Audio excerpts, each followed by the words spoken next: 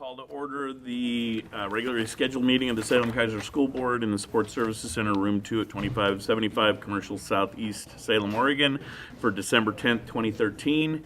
And we'll start with the Pledge of Allegiance. I pledge allegiance to the flag of the United States of America and to the republic for which it stands, one nation under God, indivisible, with liberty and justice for all.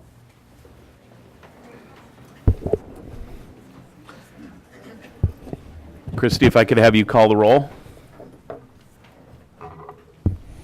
Jim Green. Here. Chuck Lee. Here. Chris Brantley. Here. Jeff Fayville. Here. Rick Kimball. Here. Paul Kylo. Here. Nancy McMorris Audix. Here. Thank you. Do any of the board members have any agenda modifications to the board plate in front of them? Not seeing any. We'll move on to the next. Spotlight on Success. Superintendent Husk. The first presentation this evening is by Karina Lee, Executive Director, Salem-Keizer Education Foundation.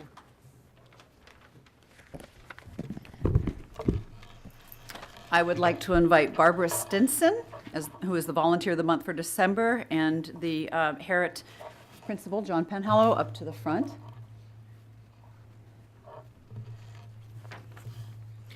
Barbara Stinson has been chosen as the Volunteer of the Month for December. She was nominated by Harriet Elementary staff who feel she is most outstanding. Barbara has been volunteering at Harriet for the past 5 years, and she previously volunteered at McKinley Elementary and at Hayesville. Barbara is employed at West Salem High School as an instructional assistant working in the Read 180 classroom. After spending a half a day at West, she gets into her car and heads over to Harriet 3 days a week to assist in the library. She checks books in and out, she stacks books, puts on book covers, labels, and shelves them. She also assists with the book inventory. Volunteering in the library at Harriet was an easy choice for Barbara. Her job at West Salem High School is close by. Harriet had the need for extra hands in their library, and as Barbara confessed, she's a librarian at heart. In her spare time, Barbara also volunteers in a soup kitchen, in rest homes, and transports people with special needs to exercise classes. What an amazing role model you are. Thank you for your hard work and the support of Salem-Keizer students.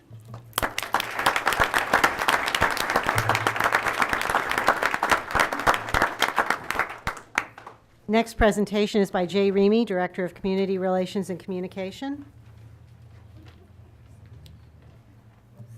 Thank you. If we could have Leslie Middle School Principal Denny McCarthy and the people from Emmaus Community Church come forward. Dr. Husk, Chair Green, and members of the board. Our community partner for the month is Emmaus Community Church with Pastor DJ Vincent, our Spanish parenting class instructor Emma Araceli Cuervo Gandara, and volunteer coordinators Heather Hawkins, Gabrielle Vincent, and Lindsay Walker. Leslie Middle School nominated Emmaus Community Church as our community partner of the month for December. In the fall of 2006, Emmaus Community Church started meeting at Leslie Middle School on Sundays. Pastor Vincent approached then Principal Steve Nelson and Community School Outreach Coordinator Jacqueline Benavides with a question: what can the church do to serve the school? The Leslie team asked for help with the after-school program and providing childcare for a growing Spanish parenting class. The church didn't hesitate and provided help immediately. As the program started to grow, the need for additional classes and activities increased. Emmaus Community Church moved quickly by recruiting more volunteers and adding classes. In 2007, the church expanded their class selections to include parenting, relationships, money, and marriage workshops in partnership with Northwest Family Services. Today, the program is called FAN, Family Activity Night, and has expanded to include children and families of all ages and backgrounds. Each year, a team of over 20 volunteers work diligently to provide quality programming. A shining example of this programming is the ongoing Spanish parenting class, which is faithfully and skillfully taught each year by Emma. Special thanks go to Salem Leadership Foundation for their financial support to the program, all the faithful volunteers from Emmaus Community Church, and the 3 volunteer coordinators, Heather Hawkins, Gabrielle Vincent, and Lindsay Walker. The Leslie Middle School community is grateful for this wonderful partnership over the last 7 years and looks forward to working with them for years to come. So thank you to Emmaus Community Church, and congratulations as our Community Partner of the Month.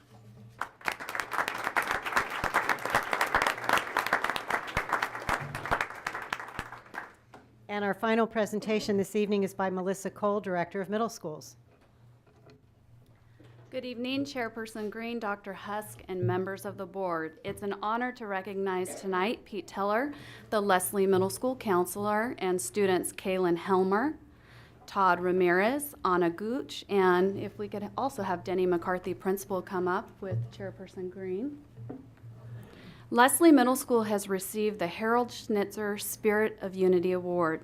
The award is given to middle and high school peace, human rights, conflict resolution clubs in Oregon, middle and high schools, for the outstanding work of their students in initiating peace and service projects in their school and communities to make our world both a safer and better place for all. Schools from across the state were solicited to provide submissions and apply for the award based on their work in the areas described. Leslie Middle School received the award as a result of their implementation of the Zero Anti-Bullying Program and the proposal to hold an anti-bullying conference in the spring of 2014. Ms. Sylvia Kauffer, Head of Press and Public Diplomacy attached to the European Union delegation to the United States, representing the 2012 Nobel Peace Prize laureate, and the European Union presented Leslie Middle School and the other winning schools with their certificates of merit and check for $500 at the awards ceremony held at Athey Creek Middle School in West Lynn on October 9th. Congratulations. Thank you, students, and Mr. Teller.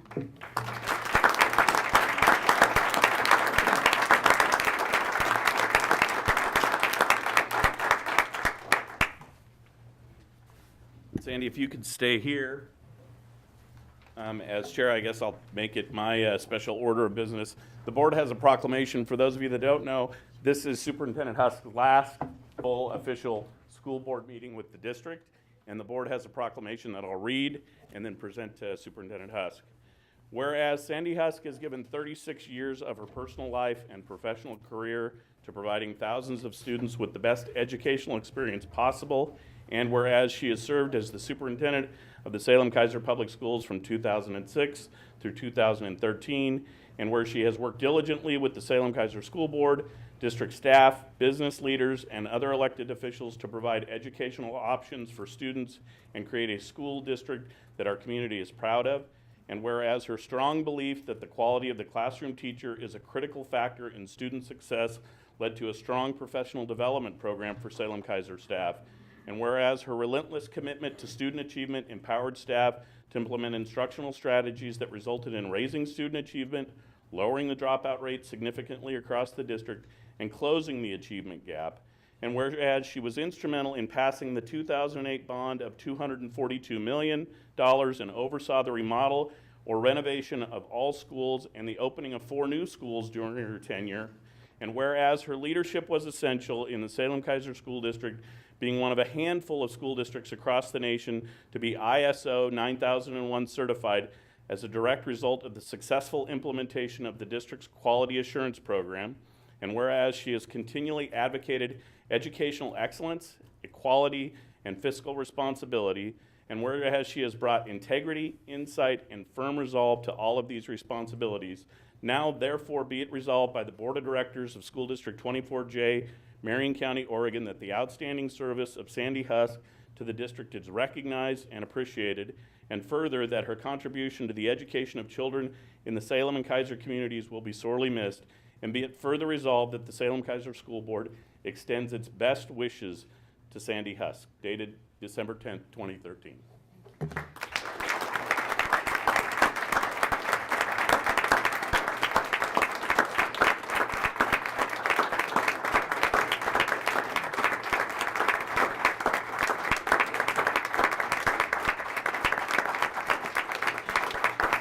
Thank you. I'd like to thank the board, this one and previous boards, for the confidence you gave in me and in ourselves in terms of moving the district forward. I'd like to thank the community partners, our business partners, our faith-based leaders, our Salem-Keizer Education Foundation, the civic organizations that all make this a strong community focused on helping our children. And I'd really like to thank the staff, the leaders of our employees, and the cabinet level staff, all the principals and classified staff. This has been a wonderful experience for me, and I appreciate you all very much. Thank you.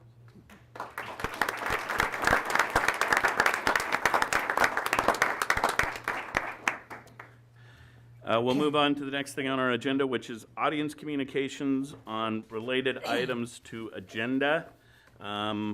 We have one person signed up to testify, and if you could please limit your comments to 3 minutes.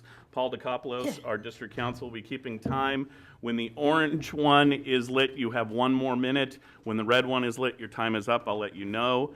And when you're called, please come to the mic and state your name and your address. Galen McAllister. Good evening. I'm Galen McAllister. I live at 1632 Court Street, Northeast in Salem. I'm here tonight to talk to you about the Sequoia Montessori School with just some follow-up information on the budget. Since the letter from the district indicated there were questions on our budget, I'm just going to go down the line in the questions that we've heard. The first one is the budget adequate to operate the school? The budget was built on standard operating costs for similar charter schools. It's frugal but does cover the essentials. Our budget has per student funding similar to successfully operating charters in Salem-Keizer. As currently budgeted, Sequoia per student spending is in the middle of the existing district charter schools, and I have numbers here I can give you. About the minimum funding level, the district staff has suggested that the school be funded at the minimum 80% rather than the proposed 85% of what the district receives per student enrolled. The proposed budget does have a 9% contingency and could operate at 80% funding. We would be interested to see what the district services would be provided to students at that level. There were no specific budget items identified in the letter we received from the district, but here are responses to concerns we have heard informally from the superintendent and the board members. 1, does the budget address requirements of the Affordable Care Act? The school will be an employer of less than 25 people, so it is not required to provide insurance under ACA. However, we have budgeted a market rate price for standard insurance for our employees. 2, does the budget include enough funds for a computer lab for state testing? The school is grades 1 through 3. We estimate that the school will have fewer than 10 third grade students testing in 2014-15. Through donations, we currently have the funds to acquire refurbished computers that meet or exceed the requirements of the Oregon Smarter Balance System that the state will be using. We can share those specifications with your IT or testing department. 3, how will the school pay for startup materials? Through frugal budgeting and volunteer efforts, we were able to use the planning grant funds to acquire assets for school startup. This includes $37,000 of curriculum materials, professional development materials, and subscriptions. In addition, the school has $10,000 in the bank. Our volunteer cadre has offered us custom-built furniture, legal services, website maintenance, IT support, and administrative and real estate services. 4, how about professional development? We have budgeted for the mandatory trainings required by the state for school personnel. We use some of our startup funds to purchase professional memberships in Montessori associations and teacher training materials that will provide support. The charter law and the district guidelines do not specify a mandated amount to spend on professional development. 5, what about grant funding for startup costs? The school intends to apply for federal startup funding. With a charter, the school would be eligible for $185,000 a year for 2 years in federal charter school implementation funding. The school applied without the charter and fell 8 points short of the cutoff due to getting 0 out of 16 points for not having a charter. The grant competition will happen again, and the school will be able to access funding if it has a charter. And I have copies of this for you. Thank you. You can just give it to Christy Galen. Thanks.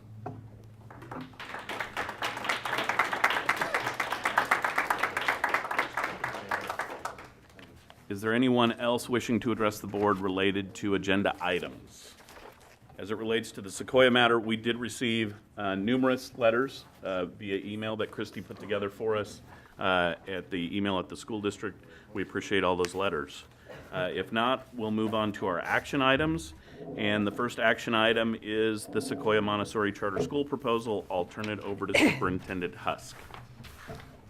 Yeah, just a reminder that the process inside this school district is that when you want to start a charter, there is a review committee that's made up of our attorney and a variety of staff members. And it's that application that we receive that we base our recommendation to the Board of Education on. There were some concerns when the application was first submitted. The concerns were not about whether or not Montessori is a good instructional methodology. We received several letters encouraging us that Montessori has demonstrated good results when instructing children in that methodology. The concerns from the committee had to do with whether or not the application had been updated sufficiently from the first time it was submitted about a year ago, and whether or not there was enough information in the application itself to convince the staff that there was financial stability. After the process of the staff work is done, we then move our recommendation to the board, and it's heard in a first reading, which they heard last month, and then we make a recommendation for action tonight. Because the committee didn't receive some of the information that's currently being stated at the podium, it's unfortunately our recommendation that we do not approve this charter this evening. And the reasons that we stated in the first reading still stand, and that we do not believe that the application demonstrated financial stability, including startup costs and operating expenses. There were concerns about the premise of an 85% ADMW funding versus the 80% that the law requires. Excuse me, and even if it was funded at the 85%, and we don't believe the district's in a financial position right now to do that, there were still concerns that the budget's not sound. And the budget that was submitted did not indicate that the school at that time, when submitted, had any other startup funds available other than the 80% level. So it was the reasons that came in the application. It was not related to the instructional methodology of Montessori. So we presented it to you for first reading. We are now presenting it for action, and we'll follow the direction of whatever the board decides. And the committee, Superintendent Husk, if I could ask a question, the committee does not believe that it is a viable school and is not recommending approval currently, is that correct? That's correct. Okay. Okay, board, I'll entertain a motion and then we'll have discussion. Jeff? I will move to accept the Recommendation. recommendation. Well, do we not? Sorry. Go ahead. So the motion has to be to accept the recommendation or to. Either motion. Yeah, okay. I'll move to accept the charter school. Or So you would be recommending to not support the motion, yes. the recommendation? So Jeff, your motion is to not support the recommendation for the charter committee and support the creation of the Sequoia Montessori Charter School within the Salem-Keizer School District. Is that correct? Or yeah. Is there a second? I'll second. Nancy seconds that. Open for discussion. Chris, and then Nancy. I'll just start at the obvious first place, is that there seems to be a disagreement about whether this is a viable budget or not. And as I have met with the folks for coffee, talking about this, they are confused as to why this is not and don't know what it is. Do we have anybody in the room that can, from the committee, that can share with us what specifically isn't funded to a level that is going to allow the thing to be viable? Superintendent House. Yeah, I could have brought that had I known you wanted us to go through that level of detail. I will in general say that the budget was submitted does not include information that you're hearing tonight at the podium in terms of donations or in-kind services, and so a lot of assumptions had to be drawn. And when the staff asked if they wanted to do more of an update in the application, we didn't feel like we got a positive answer to that, meaning that they were interested in going into it. And maybe there's been some concerns around communications, but we don't negotiate the charter application outside of the committee process. It happens inside the committee. So at this point, the board is being asked to make a decision based on one group of people saying we have a viable budget and another group of people saying you don't have a viable budget, but we have no way as a board to make the distinction as to which one we think is accurate. Well, you have the application. You received the application the first time, and you have the budget, and you could, Make our look own and make judgment. some of the same assumptions we had to make, like, and I guess, Salam, if you want to weigh in on a specific example, I know there were concerns about numbers of computers, the amount of pay for staff, health insurance for staff, et cetera. Right. For example, the technology support, the amount that was budgeted for technology support we feel is inadequate, and we're moving towards a different cost structure with our charter schools. So the technology fees will be based on service, if you will. So we feel that the technology budget was inadequate, and there were other categories in the budget that we felt were insufficient to open a school and operate a school at a level that's comparable to the rest of the schools we have in Salem-Keizer. So our schools are really our standard, and that's what we measure this application and others against. Nancy? I seconded the motion mostly because I feel like it's important that this board have a conversation about what our charter school process is. I feel like the process to get a charter in order to get startup money and have a viable budget without the startup money puts charter school applicants in a catch-22. And it feels to me like our process makes it impossible for schools to get that startup money in order to have it as part of their budget, which would make their proposal more viable. That it's very hard to start a school without that startup money, that's the federal startup money. So I understand what our current process is, and I bring up the questions just because I believe that this board, and this is probably not the right time to have that conversation, but the context of this decision makes me want to push this board to have a conversation about our process and if there is a way to help charter schools have access to startup money, through a contingency, or I'm not exactly sure how it would work. I'd like to talk to other districts that I understand have a process that works together so that the startup monies can be viewed as part of the budget. So those are my objections. So, Sandy, can I ask a question? Yeah. It's my understanding that prior to a year or two ago, the state of Oregon was receiving charter school federal grants at the Oregon Department of Education. And charter schools or charter applicants could access those startup funds at a certain amount. I can't remember the exact dollar amount, like $75,000 or something like that in a startup grant. And then once they were granted their charter, they had access to additional federal dollars for the first 2 or 3 years of operation. The state Department of Education no longer receives those funds from the U.S. Department of Education.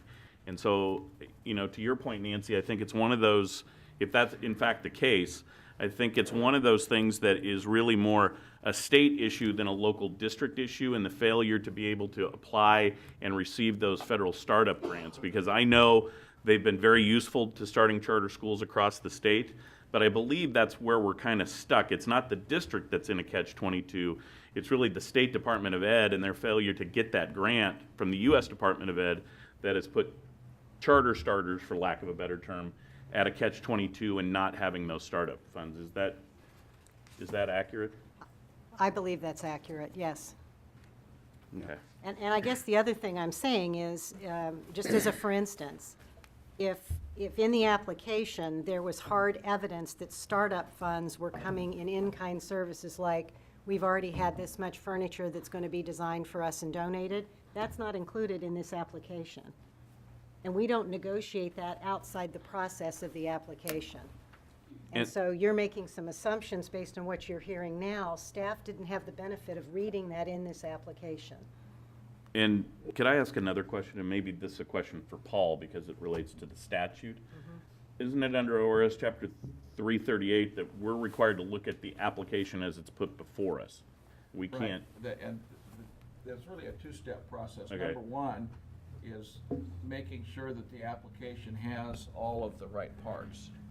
And the statute has at least 20-something elements that it must have. And that's what the Charter Review Committee goes through. Is it complete? And the question then goes to the board, if it's complete, do you want to do it based upon a second set of criteria, one of which is this a financially stable charter proposal? And so you folks are looking at the criteria that the legislature asked you to look at, and the Charter Review Committee is looking at the question of, is it complete? And in addition to that, this committee gives the superintendent the opinion as to, will it work? Does it express a comprehensive educational program? Does it have the right provisions for legal references, things like that? okay. Chris? As Nancy was talking, the other issue that I think this board has not really addressed at this point is the one that I started to bring up last time, and since I've done a little bit more reading of ORS 338.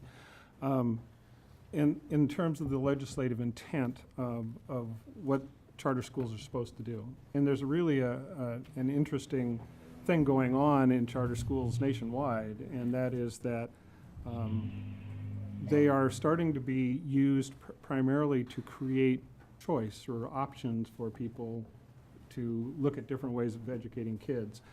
The language of the intent that the legislature used in ORS 338 is very clear, that they're looking for an alternative way of educating which informs, through an innovative practice, the rest of that school district. And so they are looking in that legislation, there's an actual and operator in the sentence rather than an or, not for choice or innovation, but they're looking for choice that leads to innovation. And that isn't necessarily what people have been approving, and they've been approving choice. So I think we've got a decision as a board to be talking about around just the issue of how do we provide alternative ways of learning for kids in this school district. We've got one in our dual language programs. There could be a model developed where we have the same kind of learning option in buildings where we might have a Montessori strand in a few of our elementary schools, which are then part of our schools, continue to be funded as part of our schools, and operate as part of our schools. When I suggested that to the board of the Sequoia, they said that's what we'd rather have too. The only reason they're using the charter option is because they want to be able to have an option, and they see no way under the current operation of our school district to create that kind of alternative setting within our current boundaries. And so what I'm suggesting is that Nancy's right. There is an issue here that the board needs to talk about on a policy level, which is what kinds of learning opportunities do we want to have for kids? When do we want to approve charter schools? Do we want to use charter schools as a way to provide choice for families external to the whole innovation idea, which is a lot of people are doing? And so I just think it's a bigger issue, and there's a part of me that just wishes we could table this one until we could have that discussion and decide what we think this district needs in regards to charter schools and how we use them. Chuck, and then Jeff, sorry. Nancy and Chris, I agree that we would benefit from those discussions, but I kind of look at where we are tonight with this particular issue, and as far as what's before us as a board right now, I can't support voting in favor of approving this Montessori school. And I want to make it clear, I've been the principal of schools for quite a few years, and I've had Montessori preschool and kindergarten, and I think they're just marvelous schools. But I've also been in charge of a lot of private schools and know the financial challenges that lie in opening new schools, and also down the road, 5 to 10, 15 years down the road, being able to financially be able to operate them. And I don't see a fundraising plan. I don't really hear about, a plan of action that would generate the kind of funds that are going to be necessary to provide the kind of quality that you really want to have in a school like this. So while I agree we need to have those discussions, I think right now we've got this request in front of us, and I'm going to be inclined to not approve it. I'm not sure I understand the motion. I'll restate the motion all right, when we get to but, that part, Chuck. I won't be in favor of approval anyway. Okay, Jeff? I just had questions. I don't want to vote without as much clarification on the issues as I can. So, how does this charter school compare to the other schools as far as the ADM funding? Our recommendation to you is that even if it's funded at 85% or 80%, either way, it's not a viable budget. And the other charter schools have a variety of agreements within them that were approved by prior boards. I don't have them all memorized, but we are moving towards getting them all to a consistent 85 or 80%. So, they have approximately the same funding. Not right now, ADM. but our goal is to negotiate them to the same level so that they're consistent. Prior boards have made decisions to fund individual charters at different rates, different percentages. Okay, so above 85 and below 80, No, you can't go below Okay. 80. but, Yeah, okay, higher ones. yeah. It's not been consistent. Okay. And it seems there's no way of just backing it off, and obviously they're saying that they have the stuff taken care of in their budget, and they have these extra resources to provide enough revenue, but they didn't update their packet when they resubmitted it to reflect these additional changes, from my understanding. Which is what we told you last month, and we're now in the second month, and unless somebody made a different kind of a motion right now, we'd need to get closure on this motion. I don't know, Paul, that I've got a So- legal answer to provide to him in terms of, can the Well- board back off? Well, the statute requires the board to take action within a certain number of days, and we are within those certain number of days where we have a hearing, and then the board makes a decision. I don't know what you're suggesting that we do, but I think the board has to make a decision on what you have before you. It Sure. doesn't foreclose you from doing something else on another proposal, but keep in mind, when we got this proposal, which came in a big binder like this is 2 years old. This is actually submitted in 2011, and the board at that time voted to not approve the charter on the basis of financial stability. What happened after that is, in October, we got an updated budget, and I think they also updated some of their information about the community support. That was it. So even if you were to look through the proposal that you are considering tonight, it still has a start date of a year ago. So a lot of the dates are out of date. And so all we had to work on is what was provided. Now, if they wanted to provide a whole new charter proposal, I think they're able to do that. But what they asked the board to do was to reconsider the original proposal. And that's different than submitting a brand-new proposal. So that's the history. Okay, but they resubmitted a new budget with it. Right, which we've just Okay. heard the superintendent analyze. And we received.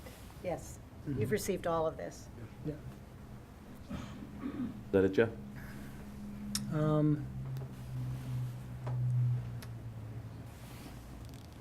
Just to verify, is there a possibility of us amending this motion and saying and letting them go back to the drawing board and instead of having to submit to the state now?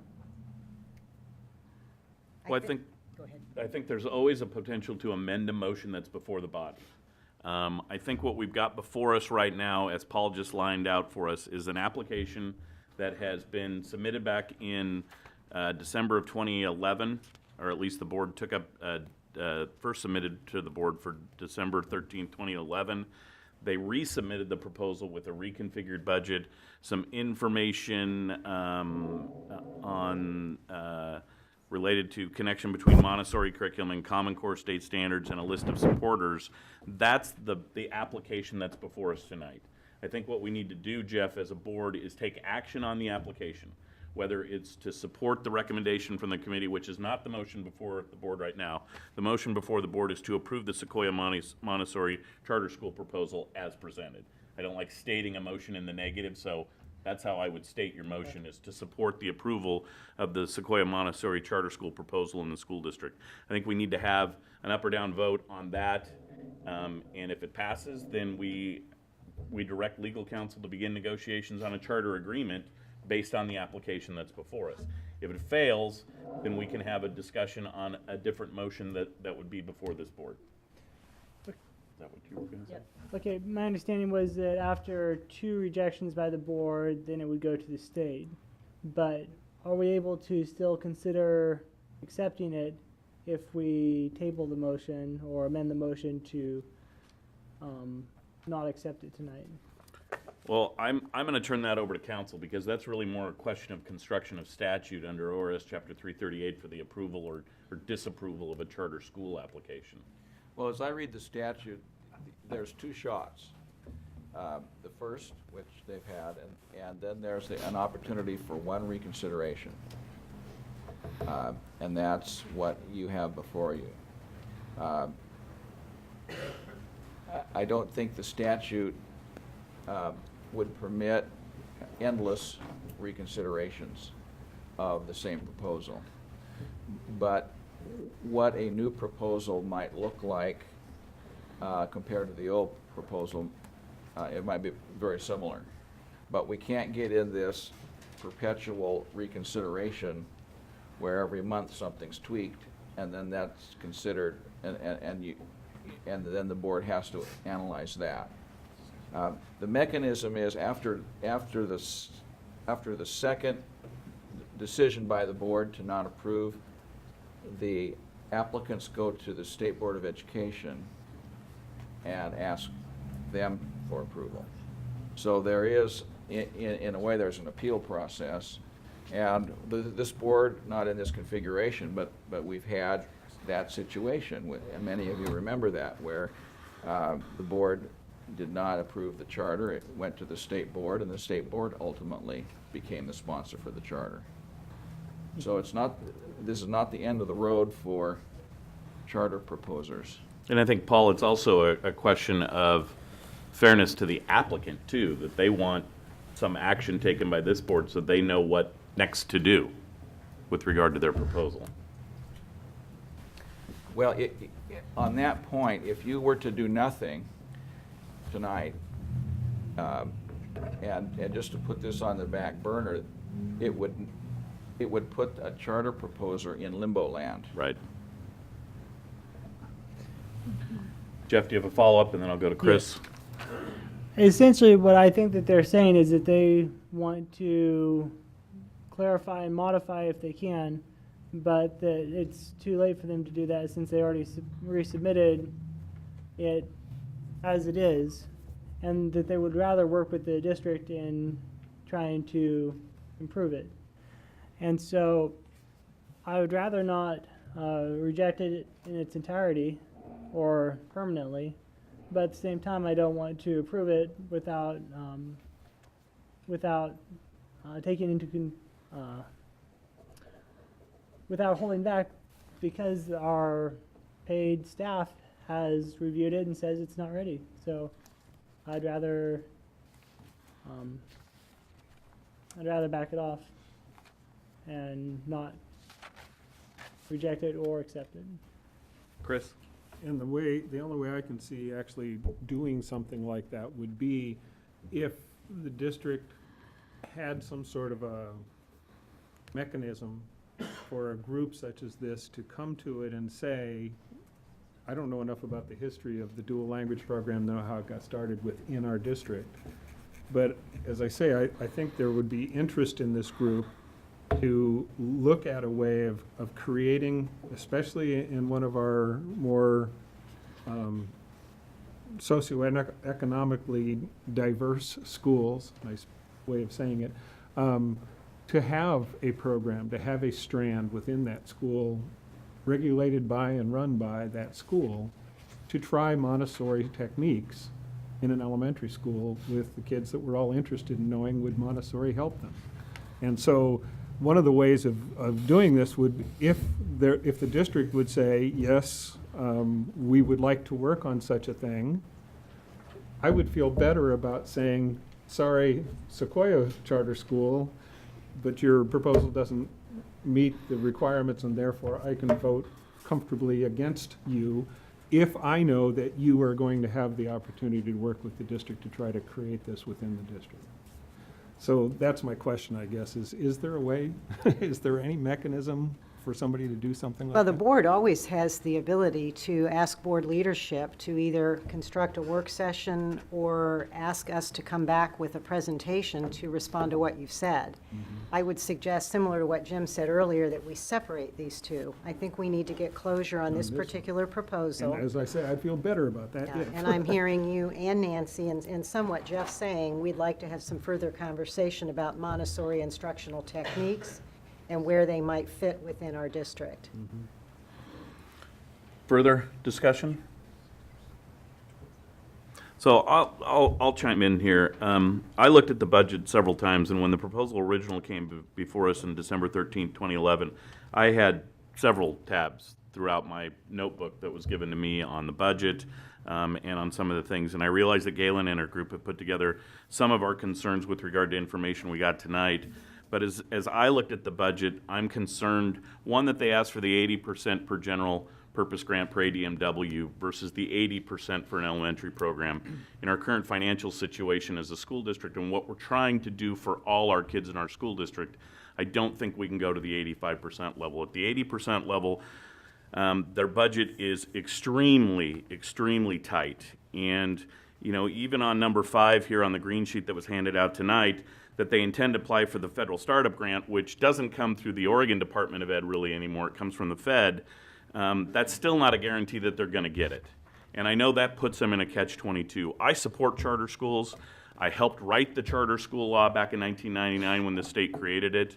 I've helped create several charter schools across the state. I understand Montessori. I think this is something that could be added to our school district. But when I look at the budget and the concerns that were brought up by the committee, what I don't want to have happen is to have a really great school and really great parents and a really great idea come forward and have it fail for financial reasons. Because really that puts those parents and those students in a bigger quandary than where they're at right now, which is they want to have an option or a choice for their students. I have worked with numerous school districts across the state where a charter school was closed because of financial reasons or mismanagement of the finances. And I'm not saying Galen and the group would mismanage finances in any way, shape, or form. What I'm saying is what that does to the families and to the kids who are in that program, we as a district have to subsume them back into our normal other programs within our school district. And it creates really, really great discomfort amongst and between the program, the people who created it, and the parents. I don't think their budget is, for lack of a better term, ready for prime time. And I'd like to have the ability to have further discussions with them about that, but I think we need to come to closure on this application. And if Galen and the group want to work with our staff on talking about the budget before they would appeal it to the state board, I think we'd be open to that. But I think what I'd like to do as a board tonight is get closure on this, understanding that this is a good program. It would do good things for boys and girls. My concern is not about the program. My concern's not about the curriculum. My concern's not about the starters who have the best interests of the kids at heart. My concern really comes down to the finances as it was described by the committee and as I reviewed the budget.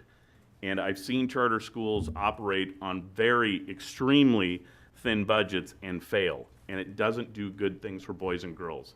And as a board, we have to have at the core of our ideas what's going to be good for boys and girls in this school district. Because whether it's a charter school that we support or the state supports, they're still our kids.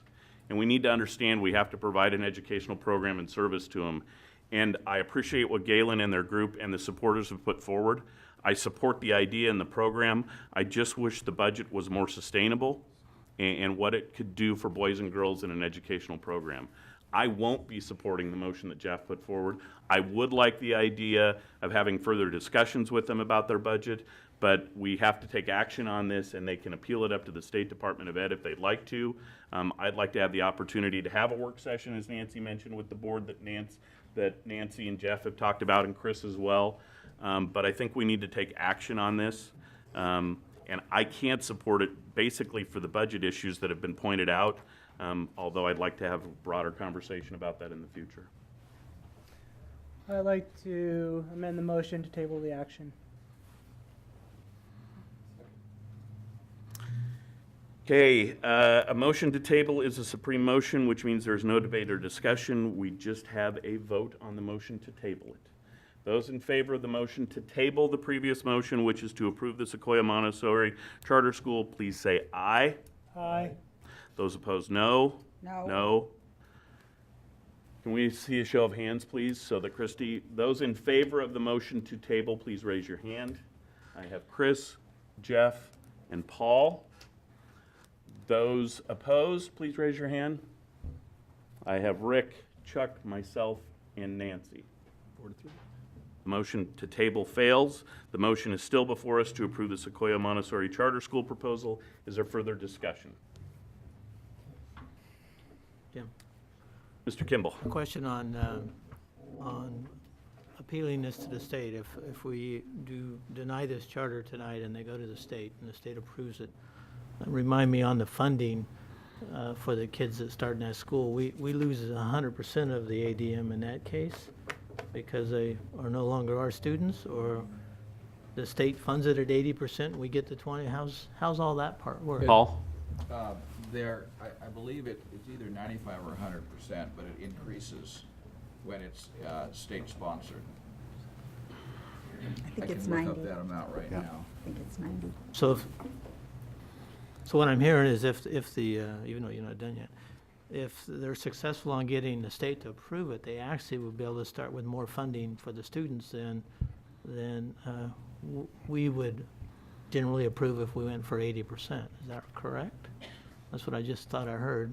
No matter if it's 95 or 100, it's more funding, which would give them a better start at this activity. I really think we got to take action tonight. That's why I didn't go for the table, because they have a right to go forward either with us or the state. So we need to conclude our action tonight. Paul, do you have an answer on the funding level? I'm just looking at the statute, right? So, Salam, do you? I believe they end up getting 90% because the state will withhold 5% for overhead administration, and the district will receive 5% for flow-through, and they'll end up with 90%.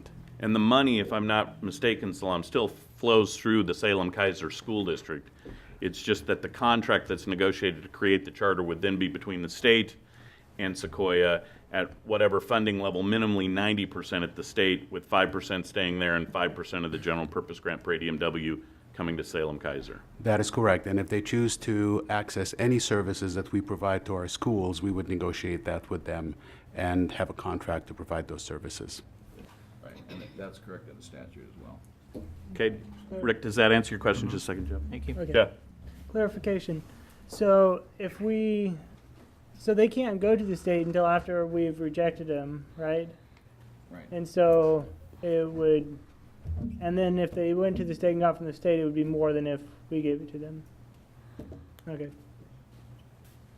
Chris? So my summary statement, I guess, as we get closer to a vote, is that I will be voting to not support, however this motion actually is. The motion before the board is to approve the Sequoia Montessori Charter School proposal as And submitted. I will be voting against that. And the reason that I will be voting against it is, in my mind, has nothing to do with the budget. It has to do with innovation and the fact that we've got a 100-year-old program that's been tried and tested and retested and proven and everything in many different situations for 100 years.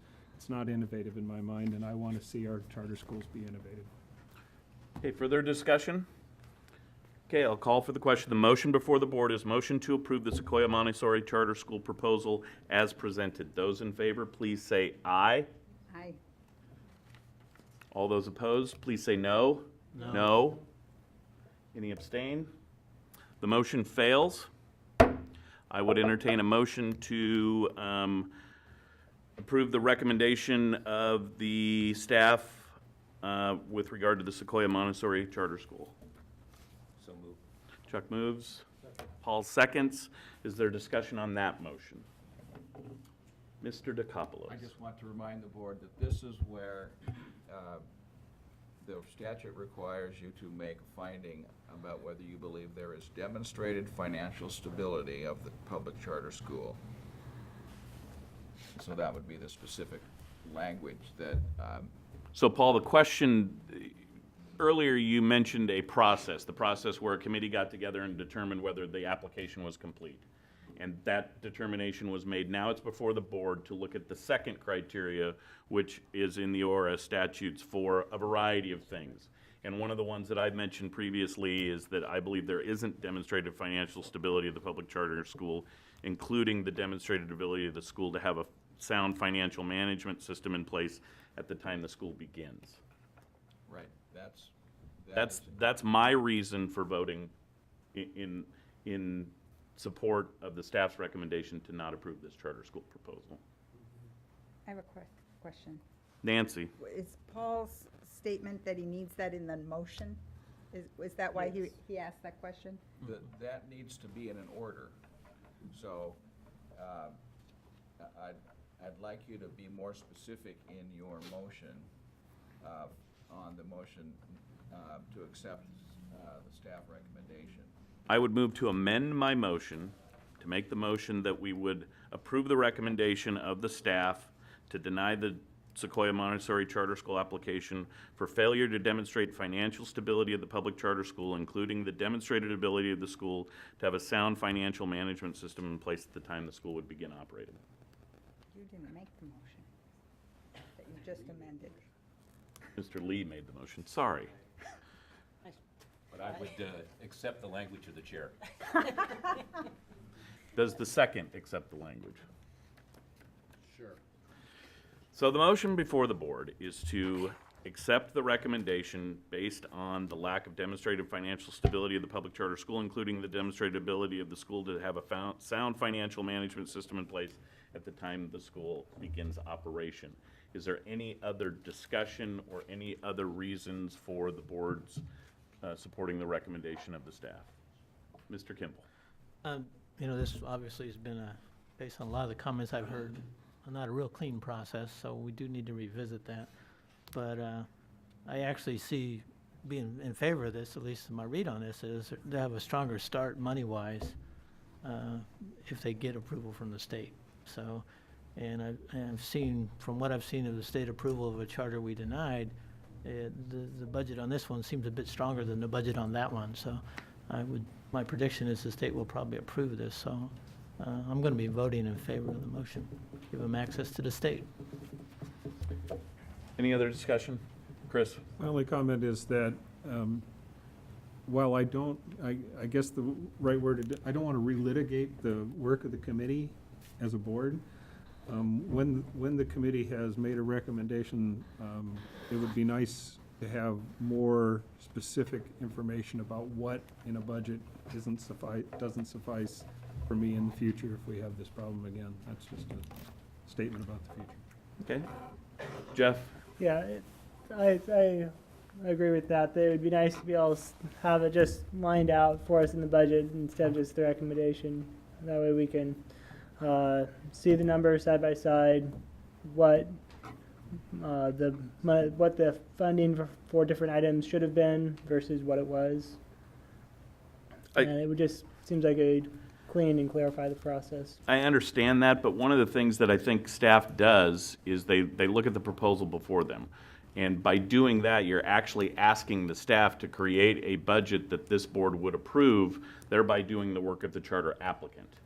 And I think while there can be negotiation between the staff and a charter applicant, I think that process would have our staff doing the work of what an applicant's supposed to do with their budget and negotiate that process. I understand, and I think what board leadership will do will work to have a work session on charter schools, what we do, maybe talk about Montessori as a curriculum and as a process for providing educational services for boys and girls. But I would have real concerns about asking the staff to do that, Jeff.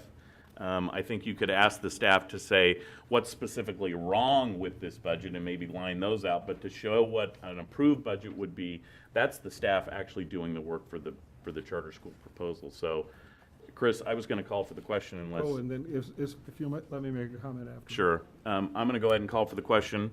Those in support of the motion to approve the recommendation of the staff to on the Sequoia Montessori Charter School, that there is a lack of demonstrated financial stability of the public charter school, including demonstrated ability of the school to have a sound financial management in place at the time the school begins operating. Those in favor, please say aye. Aye. Aye. Those opposed, say no. No. I'll abstain from. Jeff abstains. The motion passes.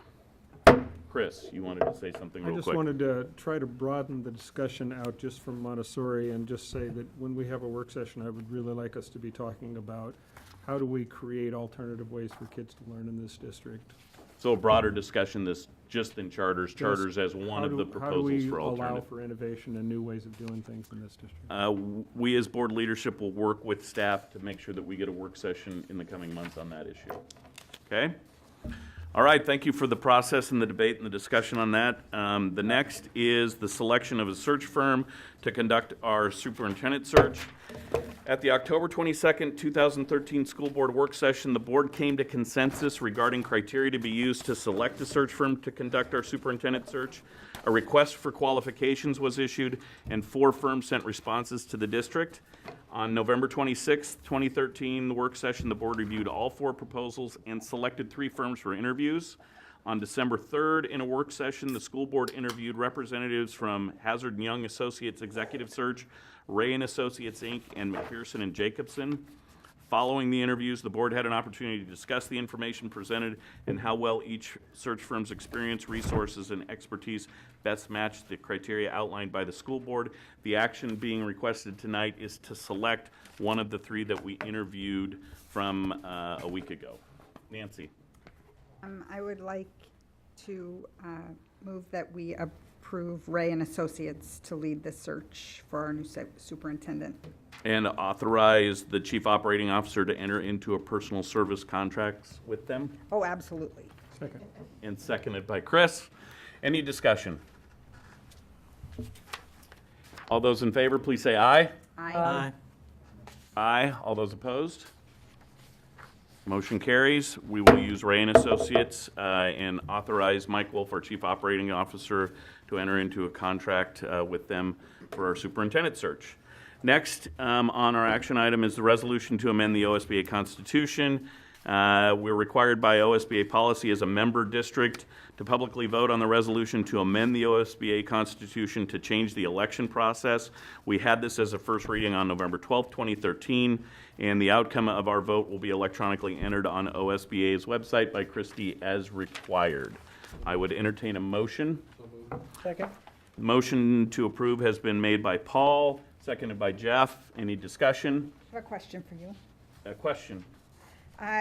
When we came back into the OSBA, there was conversation about having a representative from the 3 largest districts and a representative from the very small necessary districts on the board, and it didn't appear to be in these changes. And It's I'm not in wondering- this constitutional change. There's a governance committee set up within the OSBA that is looking at expanding the ex officio numbers on our board to include a large district representative and a small district representative. That would take another change to the Constitution that would be sent out to the membership. Thank you. This I was vote is just on the elections process. Just curious where that was. Thank you. Any further discussions? If not, all those in favor, please say aye. Aye. All those opposed, say no. The motion carries. Next is an appeal of a fair dismissal appeals board decision. I'll turn it over to Superintendent Husk. I'll just do a brief review. I think it's pretty obvious that Oregon requires public employees to be well-trained in their responsibilities in terms of reporting child abuse, and we coordinate the specifics of that training with law enforcement and other legal entities so that we're sure that we're in as much agreement as possible as to what it is Salem-Keizer School District employees are expected to do. We had an occasion of an employee who we felt did not handle the reporting of a potential child abuse situation appropriately, and so we went for disciplinary action, which included a recommendation for dismissal. The employee has the right to appeal that dismissal, and where that appeal goes is to a board in Oregon that's called the Fair Dismissal Appeals Board. The Fair Dismissal Appeals Board ruled that they did not agree with the action that the district took, and so the employee has returned to our district and is currently working here, and that is not the issue that we're here to ask you to consider. The concern that we have is the way that the appeals board attorney wrote the justification for not supporting our recommendation has, we believe, provided a significant discrepancy between what's in that opinion and how we currently train our employees to not make judgments about what a student might tell you or the evidence in front of you, but you just call it in and the judgments are made either by the police department or DHS. So we would like for you to accept our recommendation to ask our attorney to appeal the decision that came from the appeals board, but we're not asking that the decision around the employee returning to work be reconsidered. We are asking that the way the opinion was written be changed so it aligns with our current practice, which has been pretty well substantiated by law enforcement and other attorneys as accurate within Oregon law, that the opinion be rewritten to align with our current training practice. And that's what we're asking you to give our attorney permission to do. Is there a motion? Rick? I move that we take the action as the superintendent has requested, that we ask for our attorney to go for an appeal to the wording of the final decision of the. Is there a second? Second. Nancy seconds. Discussion. Chris? As I understand it, this appeal goes to the Oregon Court of Appeals. Correct. And so will the result of this be binding upon judges throughout the state as they listen to cases of similar nature in the future? Yes. Anything else, Chris? Oh. Further discussion? Jeff? And then One Chuck, comment. And it's also my understanding that the way we teach the mandatory reporting is consistent with all the other districts around. And so then this, the way this was written, it also violates or puts them in violation too, or in jeopardy. I haven't checked all of their trainings, but in general, I think the concept you have would be accurate. Okay. Chuck? I'd just like to commend legal counsel and the superintendent and the staff for bringing this to our attention. I think that we have a real obligation as a school board to do what we can to protect the safety and of all of our students, and this is, I think, a good way to go about correcting something that I feel would put some of our students and staff in jeopardy. So thank you. Rick? As a follow-up to Jeff's question, Mr. Chair, has the OSBA taken interest in this as representatives of? There has been discussion at the OSBA staff level of this case having the potential to be of precedent nature that would want to warrant their involvement. Thank you. The only thing I'd say on this is I want to make it very clear, and I know that Chris, or the motion was made by Rick that included this, that this is in no way a statement with regard to the employee that was part of this fair dismissal appeals. We have welcomed her back into the district. We are not looking for an overturning of the reinstatement that came from the fair dismissal appeals. This deals solely with the issue of the question of law and child abuse reporting and child safety. And I want to make sure that our employee understands that, and I've been assured by staff that they will make sure that she is told that. So if there's no further discussion, I'll ask for the question. Those in favor of the motion say aye. Aye. Those opposed, no. No. Jeff? Was that Jeff? And Paul? Yes. Motion passes. Next on our agenda is the adoption of the consent calendar. All items will be adopted in a single motion unless some are pulled for individual consideration. Anybody need to pull one for individual consideration? No? If not, I'll entertain a motion on the consent agenda. So moved. Second. Second by Chuck. All those in favor? Aye. Aye. All those opposed? Consent calendar's been adopted. Next, we don't have any readings this month. We do have a reports, and I'll turn it over to Superintendent Husk. You actually have two reports this evening. They're on the same topic, so I'll apologize in advance if they sound rather repetitive, but we did that on purpose because the executive limitation presents the evidence to you that we're within compliance of what you expect. And then the report itself on the strategic plan update, which is on the same topic of staff evaluation, will allow you to have a little bit more dialogue if you'd like to ask questions about what staff have been doing as we've been revising and implementing the staff evaluation system. I'll do the executive limitation, and then I'll turn it over to staff for the second report. This executive limitation says that the superintendent will be sure that we have an evaluation system for all of our employee groups. The first section I'm going to talk about is for licensed personnel or our teachers. And the limitation says that we'll have a evaluation system that aligns with improving instruction, that we measure that improvement, development, and performance, that we can document different levels of performance, including unsatisfactory performance, that we link teacher performance with multiple measures. We don't use any one indicator, and that we assure that instructional time is used to maximize student learning. The evidence that we believe says that we're in compliance is the licensed evaluation. They've had an evaluation system for quite a while, but we are currently using Legends. It has been recently updated with a lot of hard work with representatives from the district level administration and also from our Teachers Association. We were supported in that work with chalkboard funding and also with funding that we refer to as the Teacher Incentive Fund grant.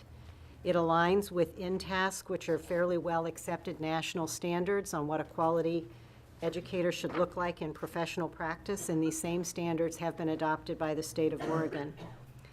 The evaluation system includes, and you can see the list here in the executive limitation, it includes self-assessment and reflection, setting professional goals and student growth goals. There are multiple opportunities to interact with the supervisor, also to have conversations with their peers, because really the focus of the system is to help instruction get better and to really allow the schools and the teachers to build capacity amongst themselves in directing and guiding that work. The section, and also related to teachers and the other employee groups, because we've been revising the evaluation systems, there have been multiple opportunities for collecting feedback. We do that through surveys that have gone out.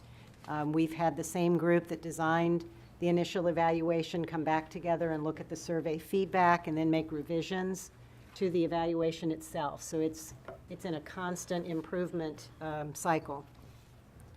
The second section says that we'll have a similar type system for classified employees, and we have done that with leadership from Ask ESP, which is our Education Support Professionals Association. The tool that we use from them includes a joint performance was designed with a joint performance evaluation team. And there are 4 ratings that we use with those employees, and that aligns with a rubric, and those rubrics are specific to their job descriptions. The next section of this says that we'll have a similar evaluation for our administrators.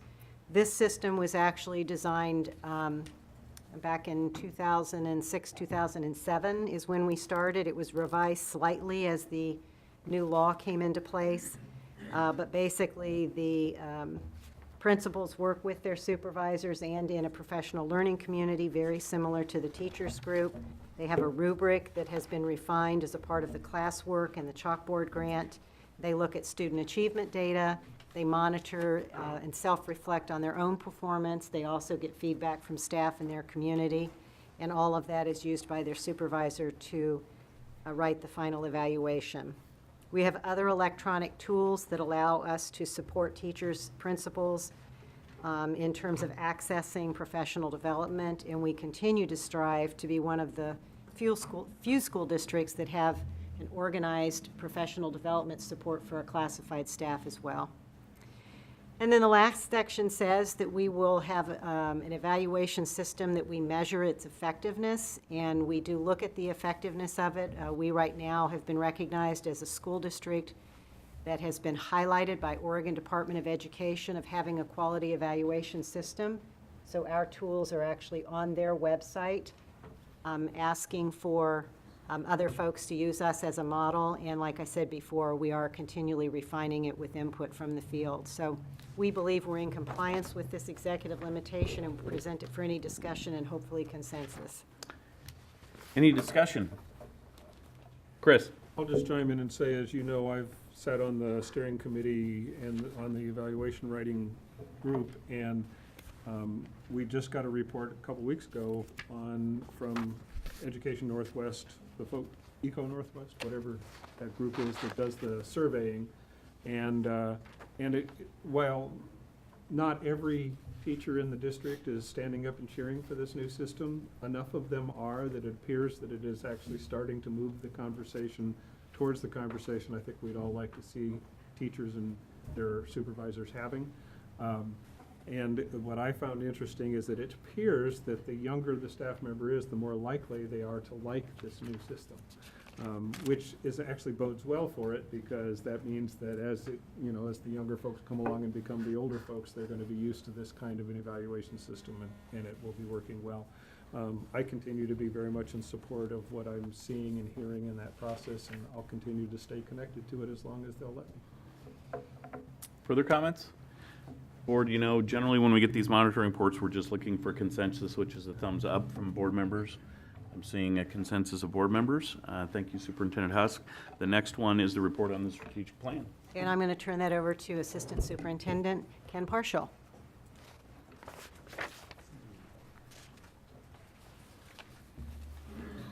And I'm joined by Brett Cheever from our Staff Quality Office. So, good evening, Chairperson Green, members of the board, and Superintendent Husk.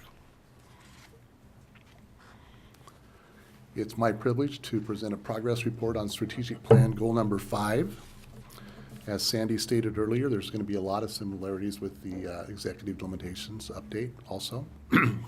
Goal number 5 is to continue the implementation of the new evaluation process to recognize and enhance employee growth, effectiveness, and performance. As mentioned by Sandy, the Legends tool is on the ODE website. It's also been adopted by several colleges in our state with teacher preparation programs, and even colleges from throughout our nation have contacted us and asked for permission to use our rubrics in their teacher preparation program. So it's gone national. As stated by Sandy, we've developed updated rubrics for all 3 of our employee groups, including our classified staff or support staff, our licensed staff, and our administrators. Brand new this year, and we're really proud of this development, which involved employees from these work groups, strong association leaders, and even board participation in the development of specialist rubrics. So while a year ago, these specialists were evaluated on a general teacher rubric, we've now developed rubrics which meet the job assignments and standards of each of these positions. So these are being implemented newly this year. Mr. Cheever. Thank you. In addition to the new rubrics, we've also moved to a new multi-year cycle for evaluation of licensed contract staff. This was done in response to feedback that was received from both staff and administrators, and is designed to help both balance the workload and also maintain an alternating year focus on employee growth and self-direction in the cycle. Some of the information that's contained up on the slide indicates some of the minimum requirements of the cycle with additional flexibility as needed. In addition to the cycles for 2013-14, we've also adopted student learning goals. Student learning goals are a goal-setting process that is self-directed by educators and administrators in our schools and central offices that places a focus on measuring student growth and the impact that the individual employee has on growth. This is also a new element for the entire state of Oregon that's come out of some of the recent legislative changes. As we look ahead to next year, one of the major components that we'll be working on will be the additional collection of feedback for refinement to the evaluation process. Dr. Husk had mentioned that the evaluation cycle is something that we're continuing to improve, and that's work that we plan to continue as we move ahead. We'll also be looking at ways to continue to leverage technology to enhance the process, both for evaluation but also for employee self-reflection and growth. You see an ubiquitous iPhone up on the screen right now. We're looking at ways to incorporate video into that process to help support employees in their development. Questions? Comments? So I just have one. I tend to keep these strategic plans in my notebook here.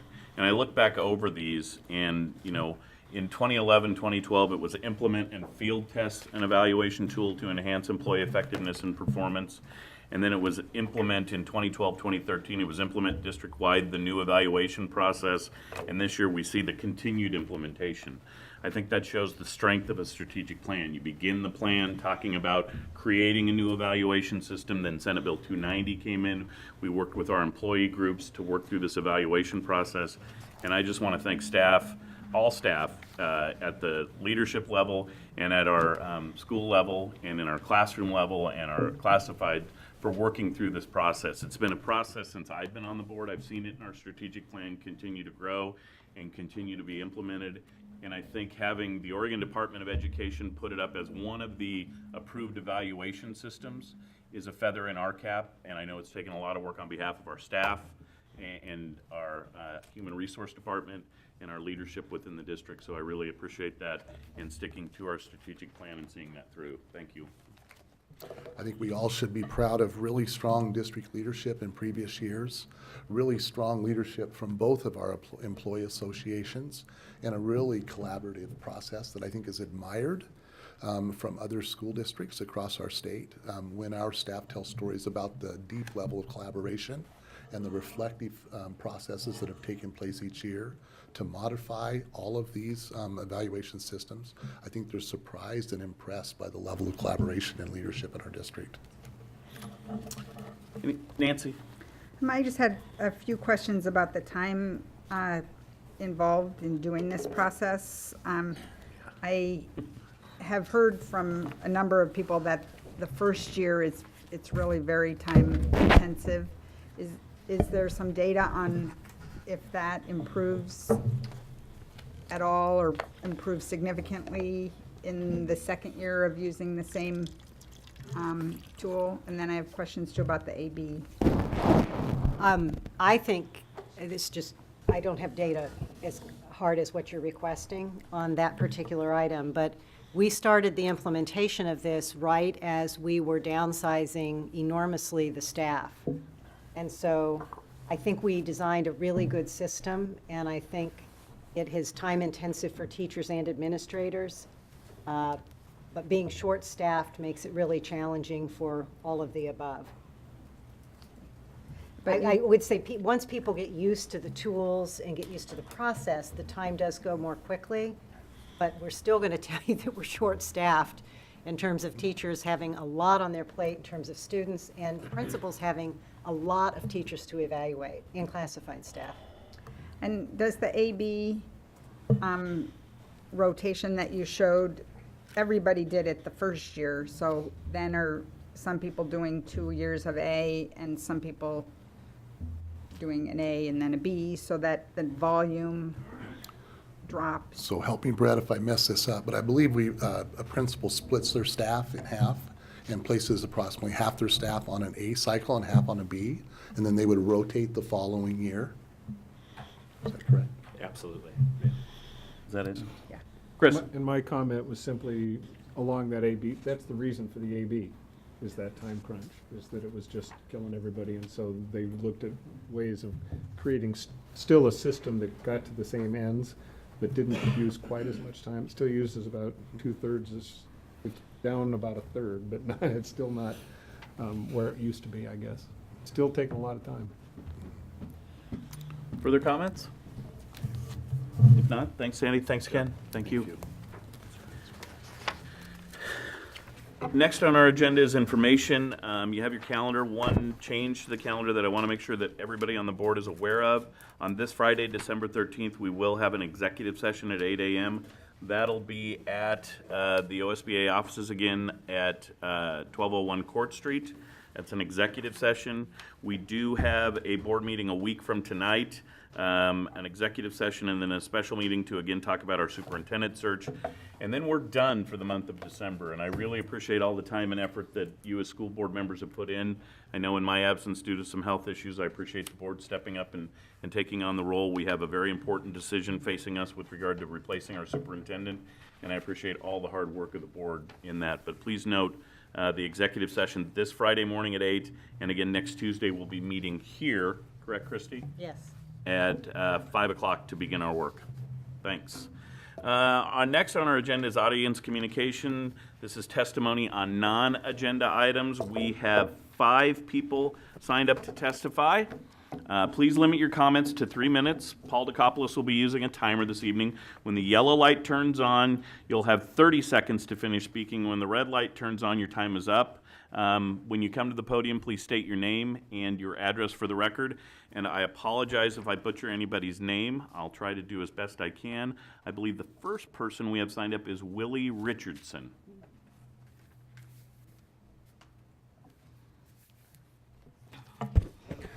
First, good evening. Good evening. Not good. Not good. Not good. I'm going to try this over again. You know I have to have some fun with you, don't you? Good evening. Good evening. Oh, I'm a girl from the South, and I love it. My name is Willie Richardson, and I bid you again good evening to the chairperson and directors and Superintendent Husk. My address for the record is 117 Commercial Street, Northeast, Suite 210. I'm the chairperson of Oregon Black Pioneers, and I'm here in that capacity this evening. And I'm here really to say nice things, and it is about reprographics. Your department there has been very, very good to us. They produce products for us that are just outstanding.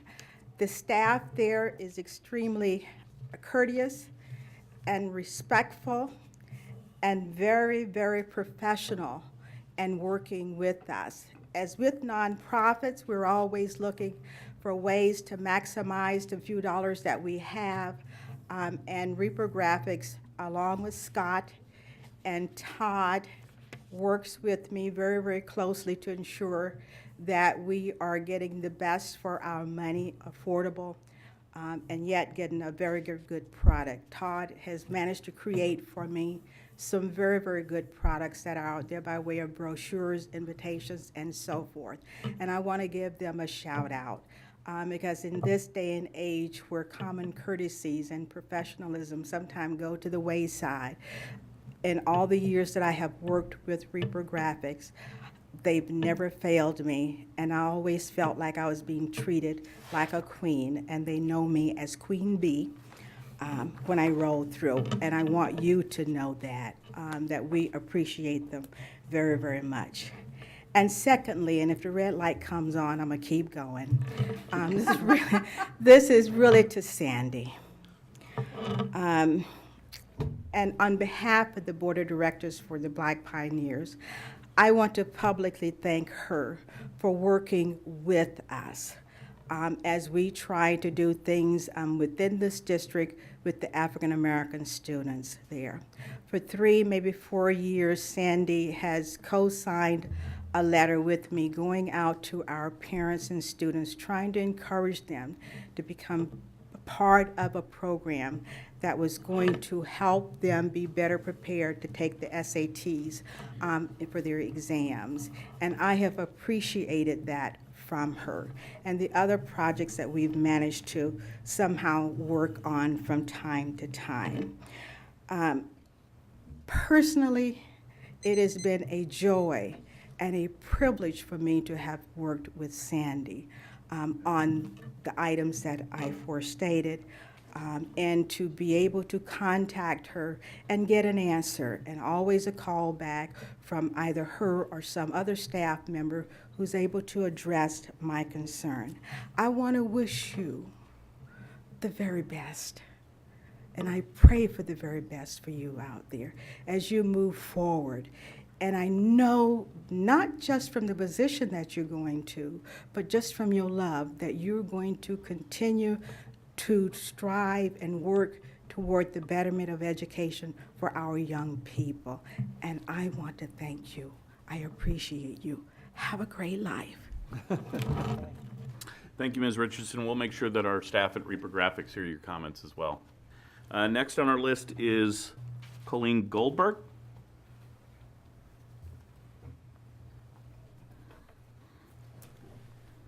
Good evening. Hello to all of you, and thank you for giving me just a few minutes. So my comments really have to do with Common Core, which is something that I'm kind of new to, have had my eyes open to, and I'm not feeling real confident about it, and I'm a little bit dismayed. I actually have some things here that have come from my son's class, some teachings through Common Core. One of them, and I'll just be real quick with this one. It was a cadence that they were doing with regard to Native Americans, and it talks about how the tribes adapted to their environment, respecting the land was a requirement, using only what they needed, kept natural resources from being depleted, and then they do this little sound off, and then we get to settling the frontier was the central plan, stealing tribal land was how it began. Conflicts started taking place, of course, as settlers broke treaties and killed natives for sport. So for me, that's scary because this isn't the first type of thing that I've seen from his class. There was another one where it talked about, again, about pioneers versus Indians, and my husband comes from a Jewish family, so he knows very well when you take one group of people and make them bad and another group of people and make them good, that never comes out very well. So we've had some real interesting conversations in our home about this, and I find it interesting too that we kind of came on a night where we're talking about charter schools and Montessori, and since 1999 there's been a 75% increase in homeschooling with a relative increase of 37% since 2003. And I think these things are why it makes me want to homeschool my kids. It's disturbing to see these kind of things coming through. And as I've been doing research, it's just becoming more evident that Common Core is not for the common good. So I guess I would just say, it's, I think it's something that we really need to revisit. I am not a fan of this at all. I know that, the intentions, I think, probably from the state were good, but this is just, it's not going to work. Our kids are a precious resource, and I know that we care about them. I know that you care about them. When I talked to his teacher, she said, it's a more rigorous curriculum, and therefore better, but I don't agree with that. 2010, Kentucky was the first state to adopt Common Core, and a year later, they did the first rounds of testing, and those student scores fell across the board in reading and math by 33%. I see the things that he brings home. There's no spelling tests. I'm just concerned, and I think that it's probably something that, as a board, that needs to be visited, and we need to have a further discussion on whether this is even really something that we want to have as a state.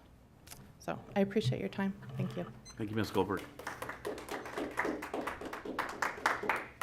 Next on our list is Mark Callahan.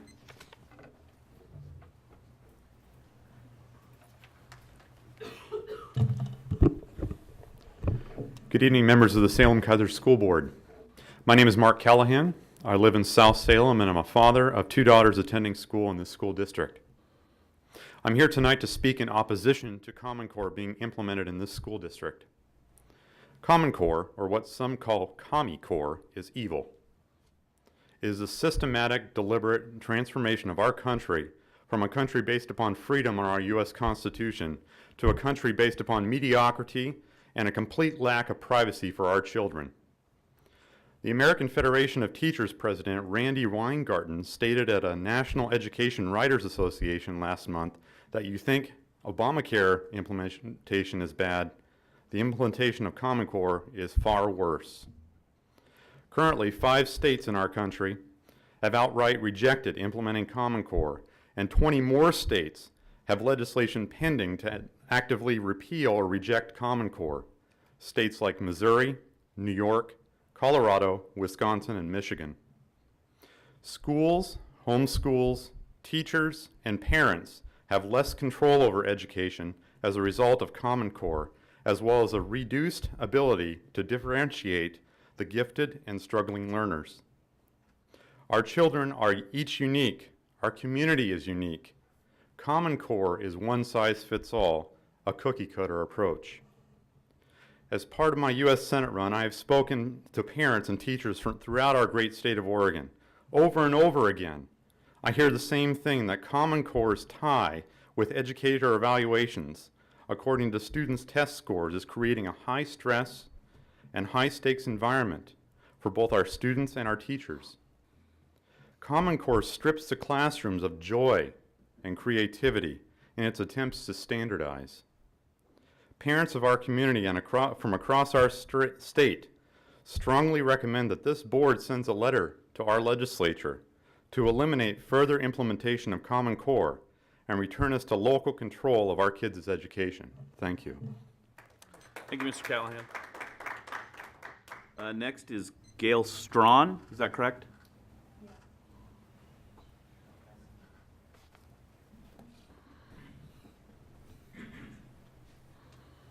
Good evening. Good evening. I'm Gail Strawn, 6485 Nesting Place Southeast. Good evening,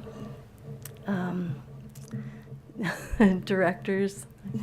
Anyway, I come up here, and Superintendent Sandy Haas, Chairman Green, I come up here with nothing in front of me, but I know I have to say something. And so let me first say, Superintendent Sandy Husk, whatever comes out of my mouth, and I don't know what's going to come out exactly, I do wish you well. Okay, having said that, the school board, you are in a powerful position right now, selecting our new superintendent. That's one, in my opinion, of your only powers, because you've given so many away. You have the ability now to set policy which affects curriculum, and some of the things that have come down to us, which I don't even know if you were aware that they were coming. We still don't know how we got Planned Parenthood. And you talk about, Mr. Green, you talked about caring about our boys and girls, and you talked about protecting them from child abuse. Planned Parenthood is not protecting our young women from child abuse. It's allowing our young men that are growing up to abuse our females. Common Core, you've just heard, is not, Rick, you ran your school board as the Statesman Journal, at the interview you said it was on a one item, which is student achievement. And you just heard that student achievement is not happening with Common Core. It's been given to us from our government. I know that. But there are schools who have opted out of that in other states. And maybe now you can take a look at what we're doing. We're not increasing the achievement of our children. We're dumbing them down. If you go to Common Core's site, they say that they want Singapore, London, Chicago, Seattle, Salem to be the same. Our children have gifts and they're not the same. Thank you. Thank you. And our last person signed up is Benny Williams.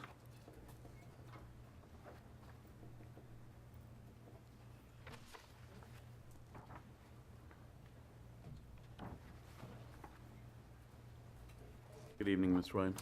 Good evening. Hi, my name is Benny Williams. I'm a resident of South Salem, Southeast Salem. I'm also the current president of the Salem-Keizer NAACP. I want to first and foremost second the proclamation that you all presented to Sandy Huss this evening. I think that it's appropriate. I think she's done a tremendous job with the Salem-Keizer School District, and I want to personally extend my best wishes to her in her new endeavors. As president of the Salem-Keizer NAACP, the NAACP is very much vested in this school district and its efforts in being completely inclusive of all minorities, all students, but all minority students in particular. I think that under Dr. Husk, that process is becoming more true, but there's a long way to go. I think that we're interested, the NAACP is interested directly and through coalition building to work with the board here in both the transition that's going to be coming about with the new superintendent or with the interim superintendent, as well as working with you as your efforts go forward in the search for a new superintendent, permanent superintendent. You know, the state of Oregon under the governor has pushed forward a new initiative that is really to guide all of the school districts. The 40-40-20 education plan is a perfect opportunity for the Salem-Keizer School District, being the second largest school district in the state, to be a shining light toward that accomplishment. It is our intention in working with the board, in working with the interim superintendent and with the future permanent superintendent, that we meet that goal, but we do it inclusive of all of our students. I think you as a body know that there's some shortages insofar as some of our students getting the kind of support that they need. I want to thank Dr. Huss for, in the last year or so, we've worked together directly to try to address some of these things. But I look forward to having an opportunity with the board here and with your selection going forward with the interim and permanent, that we continue to have dialogue that's going to be inclusive of needs and the concerns of all of this community. Thank you. Thank you. That's all the folks we have signed up to testify. On non-agenda items, is there anyone else? Not seeing any. We'll move on to board report on activities. Board members, an opportunity for you to talk about activities since we last met. I have one. Mr. Kylo. I would like to congratulate. Pull your mic up. Oh, sorry. I would like to congratulate or recognize the folks in Student Services who got over 6,265 IEPs done by December 1st deadline, which was all of the ones they had to get done, which was an increase of over 4% over the year before. So congratulations, Student Services. Good job. Nancy. Last month I reported on going to the NAACP event where they gave scholarships, and I failed to mention that 2 individuals from the district were recognized. One, Steve Chambers, got a Lifetime Achievement Award, who is one of our former board member colleagues, and they recognized the educator Cynthia Richardson for her contribution, and I had one of those little brain glitches and forgot to mention both of those. I also went to the OSBA conference, and sat in on 2 presentations that were done by our district, and both of them were just exceptional. One was a team of folks from various elementary schools talking about literacy squared, and the other was our security folks talking about the threat assessment. Board members that I know from around the state commented on the visibility of the Salem-Keizer district and the quality of the programs that were presented. Finally, I just want to give a shout out to the bus drivers on Friday who drove those buses. I watched a video online of a bus that went up a hill forwards and came down the hill backwards. I think, having grown up in the Midwest and driven a lot in snow, that going backwards was less than comfortable for that driver. And then this driver turned the bus around and went the other way, did a U-turn with this enormous bus. It was very impressive. All the kids got home safely. It was pretty tough driving, so they deserve a huge word of thanks from all of us for the great job that they do. Chris? Just a couple things. Most recent, last Saturday, got a chance to judge at the Lego Robotics League, which, as you all know, incorporates a lot of kids from this district, mostly through the after-school programs that SCEF provides. But it was a wonderful day of watching kids go through the process of making their robots pick up things and drop their things, and go through the process of proving that they had learned to work well together as a team, and all the things that Lego Robotics does. I heartily support their goals and their mission, and it's a great day. It was great fun to be there. I have a takeaway from the OSBA conference as well. It was interesting to me the number of speakers, both in the general sessions and in the smaller sessions, that spent a lot of time talking about what school boards should be paying attention to besides reading, writing, and math tests, and if we truly want to look at college and career readiness. And the neat thing that happened is, as I looked at the things that Salam has been showing us about our work around career and college readiness, it's right in line with a lot of the stuff that I heard at OSBA about what we ought to be looking at and starting to try to measure in our students. And so I came away feeling even better about the reports that we've been hearing from Salam from those presentations. Anyone else? So I'll just wrap up. Oh, I'm sorry, Rick, I didn't see your hand. I can go after you, Jim. No, go ahead. I'd like to go after Okay. My final thing is not really a report, but it's on Sandy. I just want to thank you for everything you've done. And I can tell you that she has not checked out, because she calls me every other day with, you need to be sure we do this, you need to make sure this stuff happens, and oh, by the way, this has to happen in January. Don't forget, this has to happen in January. She still has the district square in her mind, and I appreciate everything you've done, Sandy. Thank you. We all do. We all do, absolutely. Rick. Thank you, Chair Green. I'm surprised you were able to read through that proclamation without crying. I think if I was in your seat, I would have had a hard time getting through the whole thing. Thanks for letting me close, too, as far as the board goes. 8 years ago, the board I sit on was 6 other individuals from the community, and we went through the process of looking for a superintendent. And obviously, Sandy was one of our finalists, right, because she ended up here. But what I want to recant to you is the night of the interviews, we got done with the meetings with the community, and I can't remember whether Sandy asked the community or just the board. She wanted to know, what did it take to be a 5? Because we had some system where we were measuring people, and she had scored a 4.